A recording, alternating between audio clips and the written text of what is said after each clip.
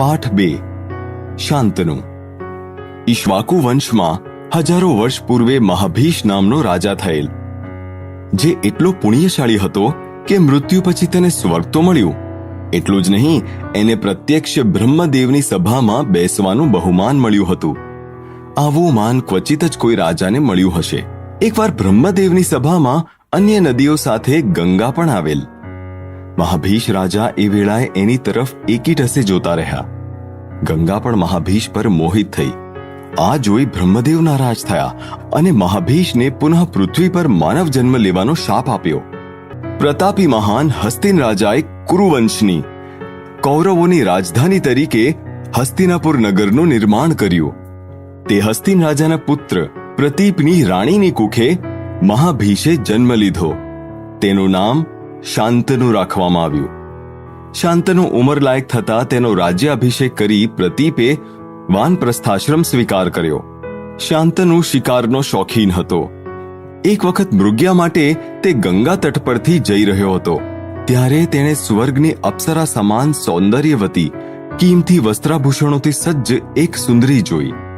એને જોતા જ મોહિત થઈ એની સાથે લગ્ન કરવા ઉત્સુક થઈ ગયો।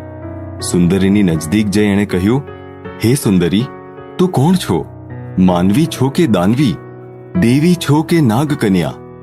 તું જે હો તે, હું તારા પર પ્રસન્ન થયો છું। તું મારી સાથે લગ્ન કર। હસ્તિનાપુર સમ્રાટ શાંતનુ, તમારી આ માંગણી સ્વીકારવા હું તૈયાર છું, પણ મારી એક શરત છે।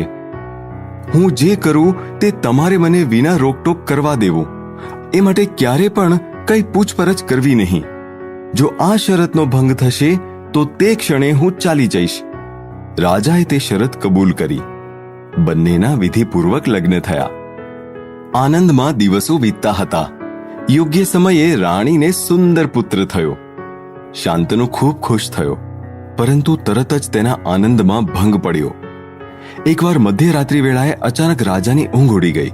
ત્યારે નાનકડા શિશુને લઈને રાણીને બહાર જતા જોઈ। નીરવ પગલે રાજા પણ એને અનુસરવા લાગ્યો। રાણી ગંગા નદીના કિનારે પહોંચી જળ પ્રવાહમાં પ્રવેશી ઊભી રહી। હાથમાંના બાળકને શિર પર ધરી કહેવા લાગી, જે તારી ઈચ્છા છે તે પ્રમાણે હું કરી રહી છું। આમ કહીને તેણે બાળકને પ્રવાહમાં વહેવડાવી દીધું। રાજાનું દિલ ધડકી ઉઠ્યું। એ તેના પર તૂટી પડવા જતો હતો, પણ એટલામાં એને પોતાની શરત યાદ આવી। એ પથ્થર જેવો નિશ્ચેતન થઈ ગયો। રાણી શાંતિપૂર્વક મહેલ ભણી પાછી વળી। એ પ્રમાણે એક પછી એક એમ 7 બાળકોને રાણીએ જળમાં વહાવી દીધા। 8મા બાળકને લઈને તે નદીના કિનારે આવી, પણ આ વખતે રાજાનો સંયમ તૂટી ગયો। રાણીએ તેને રોક્યો। મહારાજ, હું ગંગા છું। બ્રહ્મદેવના શાપથી હું તમારી આ જગતમાં પત્ની થઈ અષ્ટવસુ સાથે થયેલા કરાર પ્રમાણે હું તેમને મુક્તિ આપી રહી છું। આ આપણો 8મો પુત્ર છે। એ આપને યોગ્ય વેળાએ પ્રાપ્ત થશે। એ કુળ ઉદ્ધારક થશે, પરંતુ તમે શરત ભંગ કર્યો હોવાથી હું હવે તમને છોડીને જઈ રહી છું। મારું કાર્ય પૂરું થયું। આમ કહી ગંગા પ્રવાહમાં હાથમાં નવજાત શિશુ સાથે અદૃશ્ય થઈ ગઈ અને શાંતનુ ખિન્ન મને પાછો વળ્યો। એ ઉદાસ રહેવા લાગ્યો। એકવાર એ સાહજિકપણે ગંગા પટે જ્યાં એની અને ગંગાની મુલાકાત થયેલી તે સ્થળે જઈ ચડ્યો। જુએ છે તો જાણે કોઈએ નદીના પ્રવાહને અટકાવી દીધો હોય તે રીતે ક્ષીણ થઈ ગયો હતો। થોડે દૂર જતા એણે જોયું કે એક તેજસ્વી કિશોરે પ્રવાહમાં એવી રીતે બાણ મારેલા કે તેનાથી એક સેતુ જેવો બંધ રચાઈ જળ રોકાઈ ગયેલ।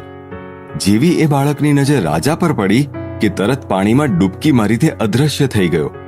રાજા આશ્ચર્યચકિત થઈ ગંગાના પ્રવાહમાં ઊભા રહી એને ઉદ્દેશીને કહેવા લાગ્યો, જાનવી, આ તેજસ્વી બાળક કોણ છે? એનામાં એટલી શક્તિ ક્યાંથી આવી છે? એ બાળકનો હાથ પકડી ગંગા પ્રકટ થઈ અને બાળકને આગળ કરી તે બોલી, મહારાજ, આજ આપણો 8મો પુત્ર છે। દેવવ્રત એનું નામ છે। મેં એને ક્ષત્રિય રાજકુમારને ઉચિત એવું સઘળું શિક્ષણ આપેલું છે। સર્વ પ્રકારની કળા વિદ્યામાં એ પારંગત પ્રવીણ છે। શસ્ત્ર વિદ્યા અને ધનુર્વિદ્યા આ સર્વમાં પ્રાવીણ્ય કૌશલ્યને કારણે યુદ્ધમાં એ અજય છે। પરાજય એની પડખે પણ ચડી શકે તેમ નથી। એ સંપૂર્ણ ભરત વંશનો ઉદ્ધાર કરવા સમર્થ છે। આજથી હું એને તમારા હાથમાં સોંપું છું. પુત્ર મિલનથી શાંતનુનો આનંદ આભને આંબી ગયો અને રથમાં બેસાડી એ એને રાજધાનીમાં લઈ ગયો. દેવવ્રત અતિશય કુશળ રાજનીતિજ્ઞ અને રણનીતિજ્ઞ હતો. રાજકારભાર અને રાજ્ય સંરક્ષણમાં ધ્યાન આપવાની તેણે તરત જ શરૂઆત કરી.